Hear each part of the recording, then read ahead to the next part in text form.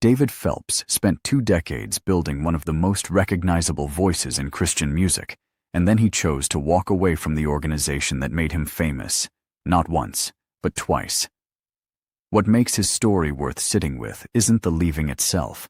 It's the clarity with which he understood what staying was costing him, and the honesty it took to act on that understanding even when the financial security was real and the professional consequences were certain. His full arc through gospel music, through family, through faith, through the slower and quieter kind of spiritual growth that doesn't photograph well. It raises questions that extend far past any single career or industry. When does the success you've worked for start working against the life you built it around? What do you do when your calling outgrows the structure you've placed it in? David Phelps found answers that changed not just his career, but the shape of his daily life, and the way he navigated each of those changes carries something worth hearing for anyone who has ever stood at a similar crossroads between comfort and a harder truth. When David joined the Gaither Vocal Band in 1997, he arrived with a classical voice performance degree from Baylor University and a 3-octave vocal range that could have taken him anywhere. Opera was a viable path. Broadway could have had him. He chose ministry, and what that decision brought to Southern gospel music was unlike anything the tradition had encountered before. He wove operatic technique into hymns that had existed for generations, performed Nessun Dorma with the kind of emotional gravity that left rooms genuinely silent, and turned songs like No More Night, End of the Beginning, and O Holy Night into something audiences hadn't come prepared for. These weren't performances in the ordinary sense. For thousands of people who passed through those concert halls, they became encounters. Bill Gaither recognized immediately what David's voice meant for the group, and the Gaither Vocal Band flourished around it. Albums sold beyond expectations. Tours filled venues nationally and internationally. David became the emotional center of performances, the one who could take a lyric everyone present had heard before and make it arrive as if for the first time. None of that recognition changed what was quietly compounding at home. 8 years of touring with a major gospel group meant 8 years measured in hotel rooms, tour buses, and the months away from Lori and their 4 children that those things produce. The moments that don't reschedule kept arriving without him. First steps, first words, birthday parties, the ordinary Tuesday dinners that turn out to be what a family is actually made of. In a candid interview from that period, David described the moment he looked at his children and realized they were growing up in the gaps between his tours, in the space he wasn't occupying. His words were simple and deliberate. He said he needed them and they needed him. That sentence carried the weight of hundreds of bedtime stories that never happened and thousands of miles traveled away from the people who mattered most. He stepped away in 2005, and rather than losing ground, he expanded. Solo albums like Life is a Church and Revelation gave him room to blend classical arrangements with contemporary Christian music, incorporate jazz influences, and follow artistic instincts that were entirely his own. The devotional music he created during that period was unconfined by genre or audience expectation, and it found listeners who had been looking for exactly what he was making. None of that, as it turned out, erased the pullback toward the Gaither organization. In 2009, David returned, this time with clearer priorities and a commitment to keeping his solo work active alongside the group. The brotherhood among the members was genuine and not manufactured. The evangelical platform the Gaither Vocal Band provided reached millions who would never attend a solo concert. Bill Gaither had become a real mentor, and that relationship mattered in ways that went past professional calculation. For 8 more years, from 2009 through 2017, David again became the signature voice of the group. The whole time, something was moving underneath the surface. By the mid-2010s, his solo recordings had shifted into spiritual territory that felt less like worship performance and more like private journal entries set to music. The album Freedom marked the turning point most clearly. Songs like Ghost Town, Water, and Heaven's Shore weren't built on certainty or declared triumph. They occupied the harder terrain of the spiritual journey, the seasons of doubt, the slow and unglamorous work of personal transformation, the kind of personal faith that survives not because it stays confident, but because it keeps moving forward anyway. David was writing honestly about the parts of devotional life that the church tends to move past quickly because they resist easy celebration, and those songs found listeners who recognized exactly what he was describing from their own experience. What looked to some observers like drift was actually movement towards something more honest and more complete.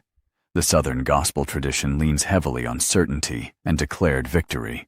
David's newer work made genuine room for questions alongside declarations, for stretches of the spiritual path that produce none of the feelings associated with breakthrough and look nothing like progress from the outside.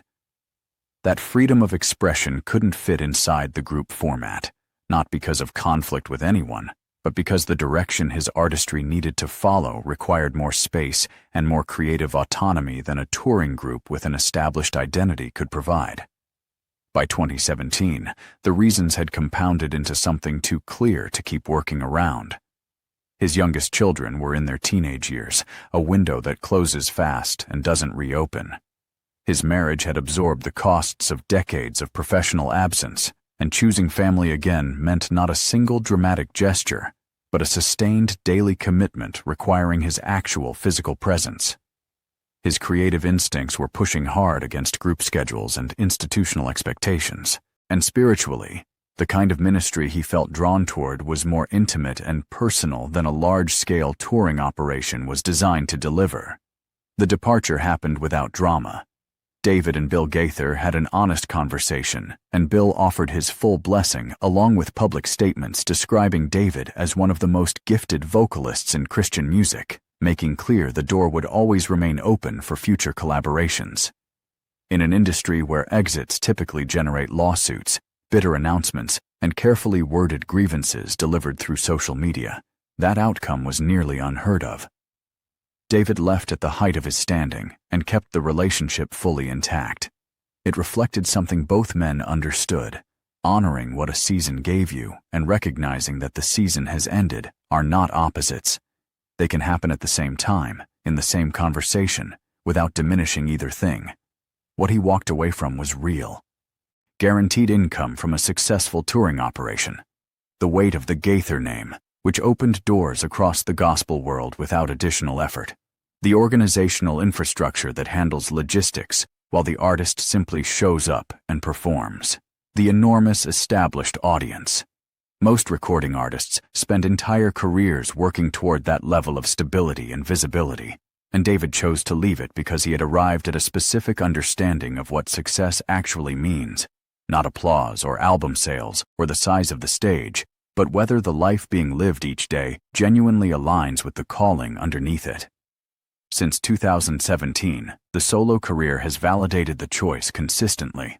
Sold-out tours domestically and internationally, studio albums, live recordings, and holiday specials, all made with full creative control through his own production company and independent label.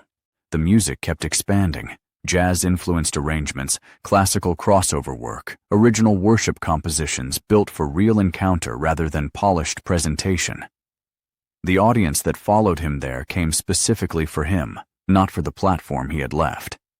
At home, he was present for his children's milestones, available to his marriage, and living out the commitment rather than treating it as a decision made in the past. In interviews years after leaving, David spoke with a settled quality that doesn't come from rehearsal or from performing contentment. He talked about being present as his children pursued their own paths and pursued their own lives, about bringing musical visions to completion exactly as he'd imagined them, about the spiritual richness that comes from following a calling, even when it moves away from recognition and visibility. The story he returned to wasn't framed as sacrifice. It was framed as discovery. What waited on the other side of that departure turned out to be larger than anything he had left behind, and the life he found there was one he had been moving toward for a long time without fully knowing it. For anyone standing at a similar crossroads, between familiar comfort and an uncertain direction that fits more honestly, between staying because something is still working and leaving because you have grown past what it can hold, the pattern his life traces gives a consistent answer. The spiritual journey he walked, from the spotlight of a famous gospel group through doubt and creative struggle toward something more authentic, is the same journey available to anyone willing to follow it honestly. Following the quieter calling, even when it costs something visible and real, is not recklessness. It is the particular kind of courage that doesn't look like much from the outside, but changes everything about the life being lived inside it. He left the Gaither Vocal Band because the direction he needed to travel couldn't happen from within that structure. Not because the structure was wrong, but because he had grown into something it couldn't fully contain. That is not failure. That is not retreat. That is a person honest enough to recognize when a chapter has genuinely ended and strong enough to act on that knowledge before it costs everything that actually matters.